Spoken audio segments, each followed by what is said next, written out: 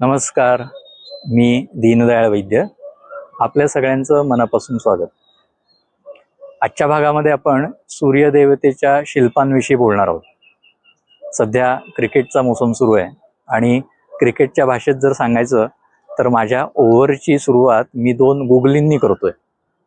पहिला गुगली आहे की सूर्याच्या रथाला चाकं किती, आणि दुसरा गुगली आहे चाफळच्या राम मंदिरातील प्राचीन मूर्ती रामाचीच आहे का. ह्या दोन्ही प्रश्नांची उत्तरं मी आजच्या व्हिडिओमध्ये तुम्हाला देणार आहे. मागील भागात आपण पाहिलं की भारतातल्या सूर्योपासनेचं मूळ हे कृष्णाचा मुलगा साम याच्याशी जोडलेलं आहे. कुरुक्षेत्राच्या युद्धानंतरची ही घटना आहे. असं म्हटलं जातं की सांबानं स्त्रीरूप धारण केलं आणि गर्भवती असल्याचं नाटक केलं आणि दुर्वास ऋषींची चेष्टा केली. त्यामुळं संतापलेल्या दुर्वास ऋषींनी सांबाला शाप दिला. ते म्हणाले की तुझ्या पोटी मुसळ जन्माला येईल आणि ते मुसळ यदुवंशाचा नाश करेल आणि तुला कुष्ठरोग होईल. तसंच घडलं. कृष्णाच्या सल्ल्यानुसार मग साम चंद्रभागा नदीच्या काठी मित्रवनात गेला आणि तिथं त्यानं सूर्याचं मंदिर बांधून सूर्योपासना सुरू केली. हे स्थान म्हणजे पाकिस्तानातलं मुलतान किंवा मूलस्थान. या मूलस्थानाचं मंदिर त्या काळामध्ये भाविकांमध्ये खूप प्रसिद्ध होतं. हे मंदिर आणि तिथल्या चंद्रभागा नदीच्या पाण्यामुळे कुष्ठरोग बरा होतो अशी भाविकांची श्रद्धा होती. नितळ कांतीसाठी आपण चेहऱ्याला जी मुलतानी माती वापरतो तिचा संबंधही मुलतानशी आहे. मुलतानचं हे सूर्यमंदिर अरब आणि मुस्लिम आक्रमकांनी 2-3दा लुटलं आणि नंतर ते नष्टही केलं. कुशाण काळातल्या सूर्याच्या शिल्पांविषयी आपण मागच्या भागात काही गोष्टी पाहिल्या होत्या. त्याची थोडी उजळणी करूया. कुशाण काळामध्ये सूर्याच्या पायामध्ये उंच बूट दिसतात, त्याच्या अंगावरती पायघोळ झगा दिसतो आणि डोक्यावरती बसकी टोपी दिसते. सूर्याच्या अंगावरती जो कोट आहे त्याला चोलक, कवच किंवा कंचुक अशी नाव आहेत. यातला कवच हा शब्द लक्षात ठेवा, त्याचा संदर्भ मी तुम्हाला पुढे सांगणार आहे. कमळ हे सूर्याचं प्रतीक मानलं जातं. त्यामुळे कुशाण काळातल्या सूर्याच्या हातामध्ये कमळाच्या कळ्या दिसतात. गुप्त काळामध्ये या कळ्यांच्या जागी पूर्ण विकसित झालेली उमललेली कमळं दिसायला लागतात. कुशाण काळामध्ये सूर्याला मिशा पण आहेत. कुशाण काळातल्या सूर्याचा रथ त्याला 2 किंवा 4 घोडे आहेत. 7 घोड्यांचा रथ किंवा उच्चशवा हा 7मुखी घोडा या कल्पना गुप्त काळानंतरच्या आहेत. कुशाण काळामधले सूर्याच्या रथाला चाक दिसत नाही. सूर्याच्या रथाला एक चाक असावं असा संकेत नंतरच्या काळात तयार झालाय. ऋग्वेदामध्ये एक श्लोक आहे की ज्याच्यामध्ये असं म्हटलंय की इंद्रानं सूर्याच्या रथाचं एक चाक काढून घेतलं.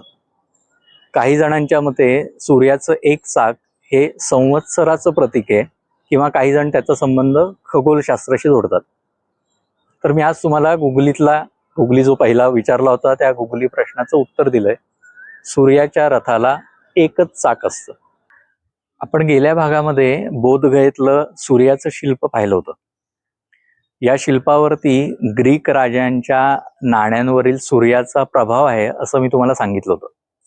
जितेंद्रनाथ बॅनर्जी या अभ्यासकांच्या म्हणण्यानुसार या शिल्पावरती ऋग्वेदातल्या सूर्याच्या वर्णनाचा जास्त प्रभाव आहे.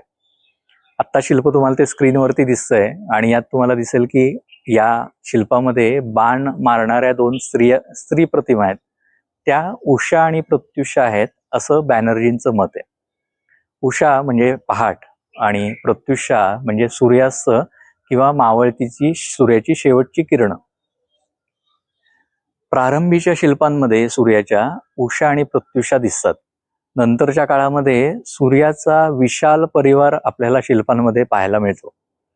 सूर्याच्या बायका संज्ञा, राज्ञी, प्रभा, निक्षुभा आणि सुवर्चसा या बायका, तसंच सूर्याची मुलं यम, रेवंत, 2 मनू असेही शिल्पांमध्ये कोरलेले पाहायला दिसायला लागतात नंतर. सूर्याचे 2 सेवक आहेत, त्यांचे नाव दंड किंवा दंडी आणि पिंगल.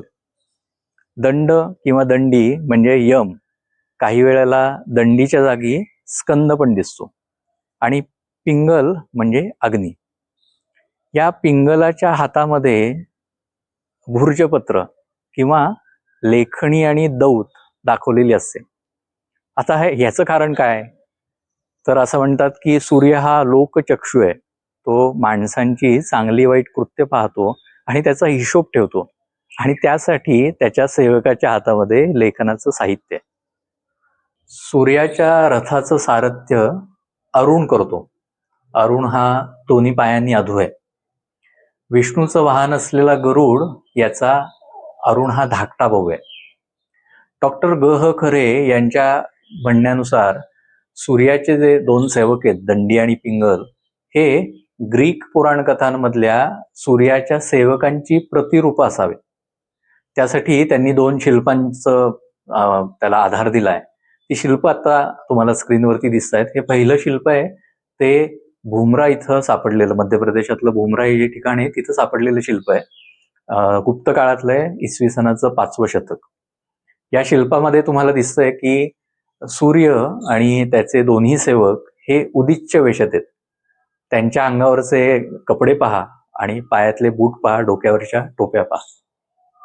हे दुसरं शिल्प आता तुम्हाला जे दिसतंय ते अफगाणिस्तानात काबूल जवळ सापडलेलं शिल्प आहे. याचा काळ इसवी सनाचं 7वं किंवा 8वं शतक आहे. या शिल्पामध्येही सूर्य आणि त्याचे सेवक हे भारतीय वाटत नाहीत. गंमत आहे की नाही?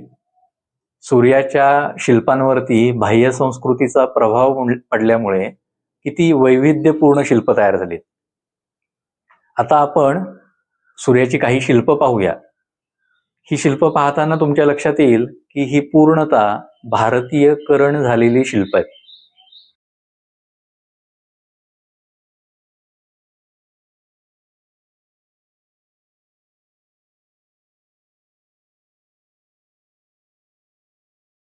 मी आता पुण्यातल्या पर्वती टेकडीवरच्या पर्वती मंदिरात आहे. इथं हे पंचायतन आहे आणि माझ्या मागे तुम्हाला सूर्यनारायणाचं मंदिर दिसतंय. या पंचायतनामध्ये सूर्य ही दुय्यम देवता असल्यामुळे सूर्याचं मंदिर छोटं आहे. इथल्या मंदिरातला सूर्य ही 7 घोड्यांच्या रथामध्ये. तुम्हाला मी तो दाखवतो. गुप्त काळापासून सूर्याची पंचायतनं दिसायला लागतात.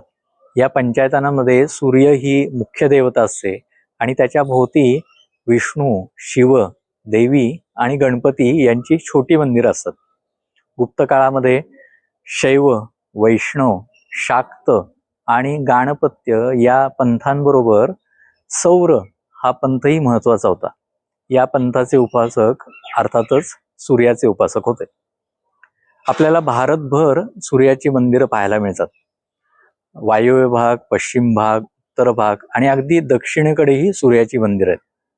यातलं कोणार्कचं सूर्यमंदिर आणि गुजरातमधलं मोढेराचं सूर्यमंदिर तर जगप्रसिद्ध आहे. कोणार्कच्या मंदिराविषयी रवींद्रनाथ टागोरांनी लिहून ठेवलंय की language of stone surpasses the language of man. म्हणजे इथल्या दगडांची भाषा तिनं मानवी भाषेलाही मागं टाकलंय. या सगळ्या मंदिरांविषयीची माहिती तुम्हाला नेटवरती सहज मिळेल.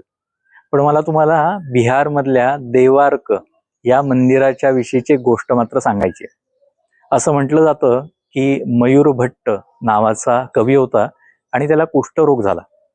तो बरा करण्यासाठी तो देवार्क मंदिरात गेला आणि त्यानं सूर्यशतकम हे संस्कृत काव्य रचलं. ही घटना इसवी सनाच्या 7व्या शतकातली आहे असं सांगितलं जातं. आपल्या सगळ्यांना सूर्यदेवतेविषयीचा एक मंत्र माहिती आहे. तो आहे गायत्री मंत्र. खरं तर गायत्री मंत्र हा ऋग्वेदामध्ये सवितृ या देवतेविषयी आलेला आहे. पण आता आपण त्याला सूर्याचा गायत्री मंत्र, सूर्य गायत्री मंत्र म्हणून तो सुपरिचित आहे. असं म्हटलं जातं की रावणाच्या युद्धाच्या अगोदर रामानं, प्रभू रामचंद्रानं आदित्य हृदयम या स्तोत्राचं पठण केलं होतं, श्रवण केलं होतं. महाभारतामध्ये सूर्याचा उल्लेख विश्वाचा नेत्र असा येतो. कर्ण हा सूर्यपुत्र आहे. सूर्यानं कर्णाला कवच कुंडल दिली होती. इथं कवच हा शब्द तुम्ही लक्षात घ्या. मगाशी मी तुम्हाला सांगितलं होतं की कुशाण काळामधला जो लांब कोट आहे सूर्याच्या अंगावरचा, त्यालाही कवच असं म्हटलं जातं. ही सूर्याची कवच कुंडल म्हणजे चिलखत होतं का? विचार करण्यासारखी गोष्ट आहे. आता आपण व्हिडिओच्या सुरुवातीला मी जो दुसरा गुगली टाकला होता त्याच्याकडे येऊया. चाफळच्या राम मंदिरातली प्राचीन मूर्ती रामाचीच आहे का? ही मूर्ती आता तुम्हाला स्क्रीनवरती दिसते.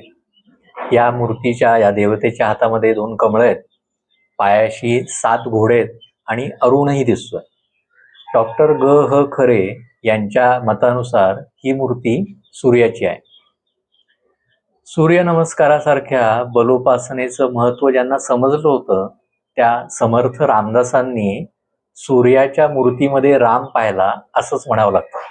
कारण रामदासांना सूर्याची लक्षणं माहीत नव्हती असं थोडंच आहे. सूर्यस्तुतीत त्यांनी लिहिलंय, करी पद्म माथा किरीटी झळाळी, प्रभा कुंडलांची शरीरा निराळी, पहा रश्मी ज्याची त्रिलोकास कैसी, नमस्कार त्या सूर्यनारायणासी. असा हा सूर्यनारायण आपल्या सगळ्यांचं रक्षण करो, आपलं संवर्धन करो. पुढील भागात आपण भेटूया एका निसर्ग देवतेविषयी जाणून घेण्यासाठी. तोपर्यंत तुम्ही माझा हा चॅनल लाईक करा, शेअर करा, सबस्क्राईब करा. धन्यवाद. राम राम.